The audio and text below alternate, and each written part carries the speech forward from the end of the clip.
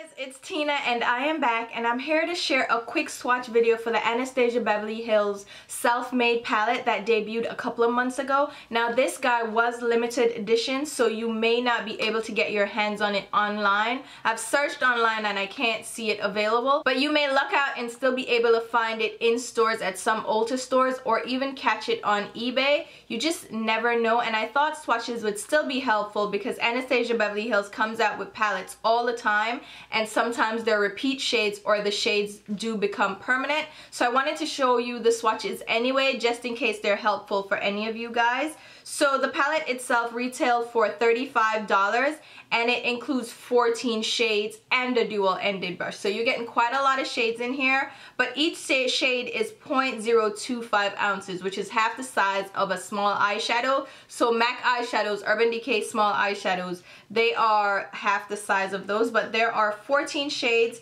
and they range from neutrals to pops of color. And there are a couple of mattes in here, a couple of satins, and then some jewel tones and some really metallic shades.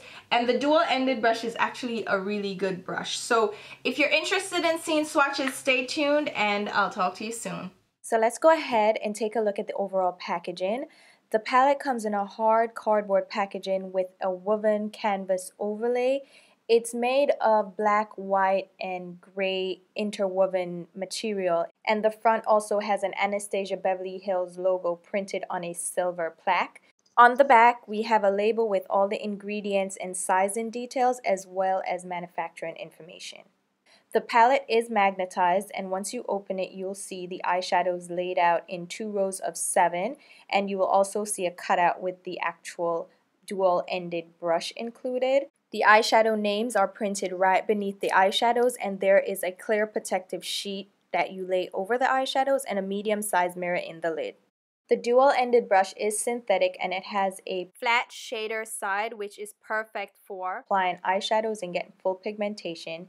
And then it has a blending side, which is more of a large fluffy side, so you can blend shadows out in the crease. And the eyeshadow brush also has the Anastasia logo printed on it. Here's a look at the overall colors in the palette. You can see we have a mix of neutrals and jewel tone shades. First up, we have Pink Champagne, Metallic Plum, Self-Made, Witchy, Blush, Blossom, and Buttery. In the second row, we have Deep Purple, Treasure, Hot and Cold, Sherbet, Isla, Spirit Rock, and Hot Chocolate. As usual, I'm going to swatch these eyeshadows over a light layer of primer on my arm, and I'm using the brush from the palette, starting out with the shade Pink Champagne, which is described as a rose gold with a titanium finish. And this one is a very shimmery, high frost, pinky champagne shade. It's beautiful. It has intense pigmentation. It is a beautiful shade. It's highly metallic and highly frosted, so if you're into these kinds of shades, this one is a beautiful one. Next, we have the shade Metallic Plum, which is described as a dark plum with a metallic finish. And this one to me is a deep brown chocolatey shade with a bit of sheen to it. It's a shimmery finish, but it's not quite a high frost as the titanium shade. Then we have the shade Self-Made, which is described as a deep bronze with a satin finish. And this one is more of a yellow gold shade to me with a shimmery finish. Again, it's not a high metallic sheen, but it does have a shimmery finish to it. Then we have the shade Witchy, which is described as a khaki gray with a sparkle finish. And this one is more of a satin gray toned brown shade. It looks like a khaki brown shade with a slight satin finish to it. It has some shimmer and glitter to it, but it's not really intense. Then we have the shade Blush, which is described as a light beige with a duochrome pink finish. This one is beautiful and it builds up nicely. Then we have the shade Blossom, which is described as a lilac pink with a metallic finish. And this one is just a shimmery, very pale pink shade.